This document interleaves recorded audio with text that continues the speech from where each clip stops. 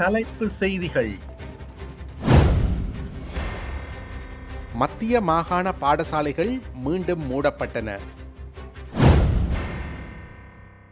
பிள்ளையானின் சகா சிஐடியினரால் கைது.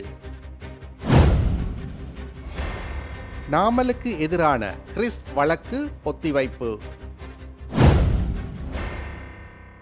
8 மாவட்டங்களில் டெங்கு பரவும் அபாயம். ஆங் சாங் சூகி வீட்டு சிறையில் மரணம். மகனால் பரபரப்பு. இனி விரிவான செய்திகள். மத்திய மாகாணத்தில் உள்ள அனைத்து பாடசாலைகளையும் இன்று மற்றும் எதிர்வரும் திங்கட்கிழமை ஆகிய தினங்களில் மூடுவதற்கு தீர்மானித்துள்ளதாக மத்திய மாகாண கல்வி செயலாளர் மதுபானி பியசேன தெரிவித்துள்ளார். தற்போது நிலவும் சீரற்ற வானிலையை கருத்தில் கொண்டே இந்த தீர்மானம் எடுக்கப்பட்டதாக அவர் மேலும் குறிப்பிட்டார்.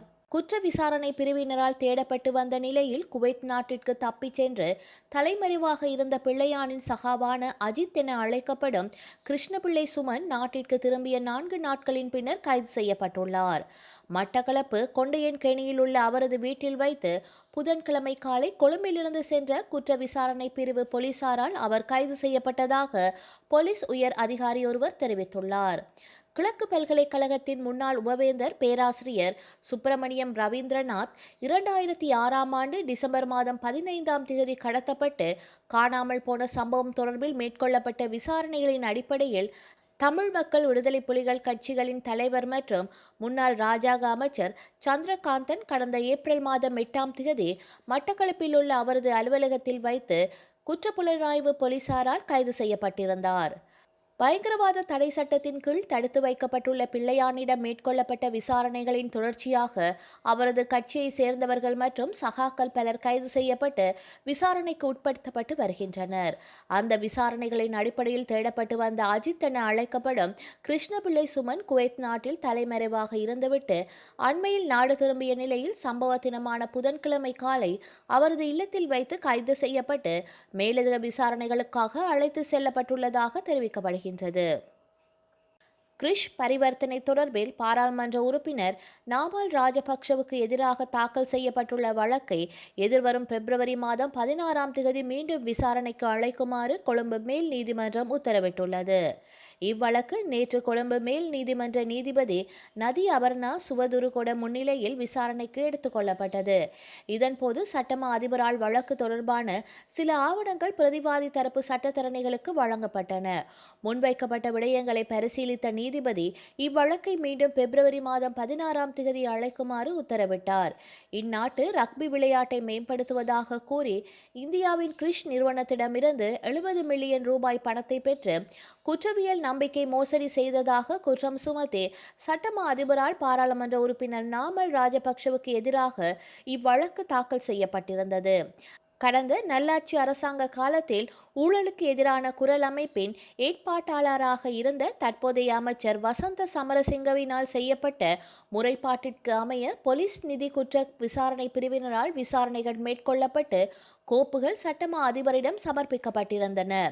இதற்கமைய தற்போதைய தேசிய மக்கள் சக்தி அரசாங்கம் ஆட்சிக்கு வந்த பின்னர் சட்டமா அதிபரால் கொழும்பு மேல் நீதிமன்றத்தில் நாமல் ராஜபக்ஷவுக்கு எதிராக இந்த வழக்கு தாக்கல் செய்யப்பட்டுள்ளது.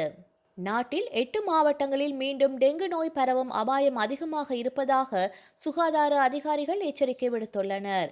டெங்கு பரவலை குறைப்பதற்கான பொதுமக்களின் ஒத்துழைப்பு குறைவாக இருப்பதே நோய் அதிகரிப்பதற்கு காரணம் என சுகாதார பூச்சியியல் அதிகாரிகள் சங்கத்தின் தலைவர் நஜித சுமனசேன தெரிவித்துள்ளார்.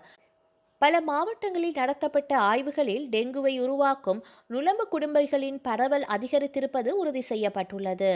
நுளம்புகள் பெருகும் இடங்களை அகற்றி சுத்தம் செய்வதில் பொதுமக்களின் ஆர்வம் குறைந்துள்ளதாகவும் சுகாதார பூச்சியியல் அதிகாரிகள் சங்கத்தின் தலைவர் தெரிவித்துள்ளார். மேலும் கொழும்பு, களுத்துறை, கம்பஹா, கண்டி, காலி, மாத்தறை, ரத்தினபுரி மற்றும் யாழ்ப்பாணம் ஆகிய மாவட்டங்களில் நடத்தப்பட்ட ஆய்வுகளில் டெங்கு நுளம்புகளின் அபாயம் அதிகரித்திருப்பது உறுதிப்படுத்தப்பட்டுள்ளது. சில மாவட்டங்களில் நுளம்புகள் இனப்பெருக்கம் செய்யும் இடங்களை சுத்தம் செய்யுமாறு குடியிருப்பாளர்களுக்கு அறிவிக்கப்பட்டதாகவும் இதன் பின்னர் மேற்கொள்ளப்பட்ட கள ஆய்வின் போது சுமார் 25 முதல் 30% பேர் இதில் ஆர்வம் காட்டவில்லை எனவும் அவர் தெரிவித்துள்ளார். மேலும் டெங்கு நோயை கட்டுப்படுத்த மக்களிடையே ஆர்வம் இல்லாத காரணத்தினால் ஜனவரி முதல் வாரத்தில் டெங்கு நோயாளிகளின் எண்ணிக்கை வேகமாக அதிகரிக்கும் என்றும் அவர் எச்சரிக்கை விடுத்துள்ளார். நாடு முழுவதும் சுகாதார மருத்துவ அதிகாரிகள் சுகாதார ஊழியர்கள் டெங்கு கட்டுப்பாட்டு நடவடிக்கைகளை மேற்கொண்டு வருவதாகவும் இதற்கு பொதுமக்களின் பங்களிப்பு வேண்டும் எனவும் சுகாதார பூச்சியியல் அதிகாரிகள் சங்கத்தின் தலைவர் நஜித்த சுமனசேன மேலும் தெரிவித்துள்ளார். கண்டி, மாத்தளை மற்றும் நுவரெலியா மாவட்டங்களுக்கு மண் சரிவு மற்றும் மக்களை வெளியேற்றுவதற்கான சிவப்பு அபாய எச்சரிக்கையை தேசிய கட்டிட ஆராய்ச்சி நிறுவனம் வெளியிட்டுள்ளது. வியாழக்கிழமை அதிகாலை 2:30 மணிக்கு விடுக்கப்பட்ட மண் சரிவு எச்சரிக்கையானது வெள்ளிக்கிழமை வரை செல்லுபடியாகும் என தெரிவிக்கப்பட்டுள்ளது.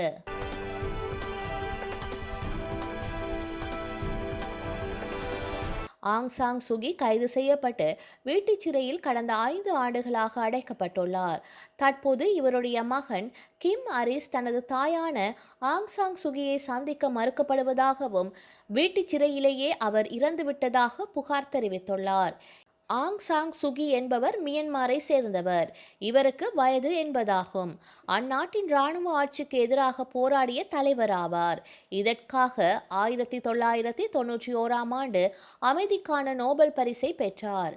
அங்கு இராணுவ ஆட்சி ஒழிக்கப்படுவதற்கு 1988ஆம் ஆண்டு ஆங் சாங் சூகி நிறுவிய தேசிய ஜனநாயக கட்சி முக்கிய பங்கு வகித்தது. 1989 முதல் 2010 வரை 20 ஆண்டுகள் வீட்டு சிறையில் இவர் அடைக்கப்பட்டிருந்தார். மக்களாட்சி நிறுவப்பட்டு பொது தேர்தல் நடந்தபோது ஆங் சாங் சூகியின் தேசிய ஜனநாயக கட்சி பெரும்பான்மையை பிடித்து ஆட்சி அமைத்தது. தொடர்ந்து நாட்டின் அரசு ஆலோசகராக செயற்பட்டு வந்தார்.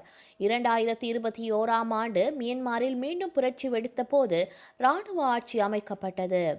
ஆங் சாங் சூகி கைது செய்யப்பட்டு வீட்டுச் சிறையில் கடந்த 5 ஆண்டுகளாக அடைக்கப்பட்டுள்ளார்.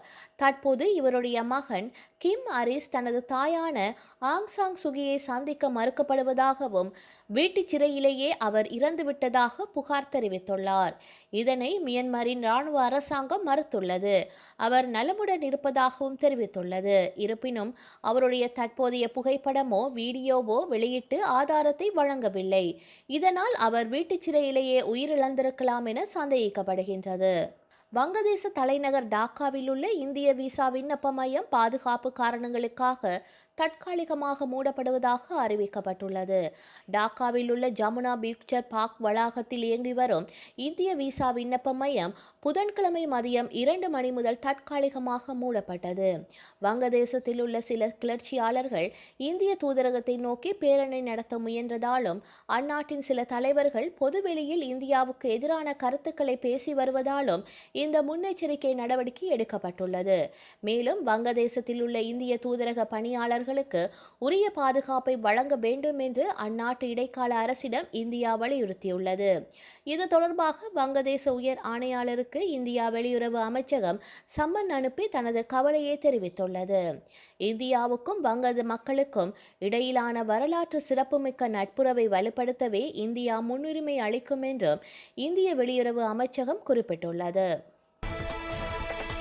வரலாற்றில் இன்று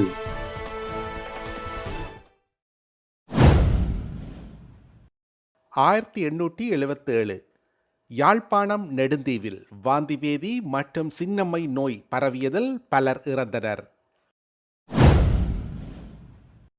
1932 BBC உலக சேவை ஆரம்பமானது.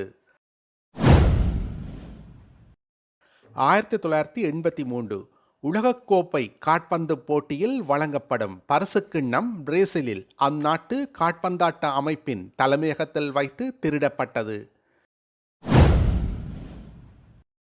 2016 துருக்கிக்கான ரஷ்ய தூதர் அதிரேய் கார்வ்லோவ் அங்கோராவில் சுட்டுக் கொல்லப்பட்டார். செய்திகளை உடனுக்குடன் தெரிந்து கொள்ள உடனே சப்ஸ்கிரைப் செய்து பெல் பட்டனை கிளிக் பண்ணவும்.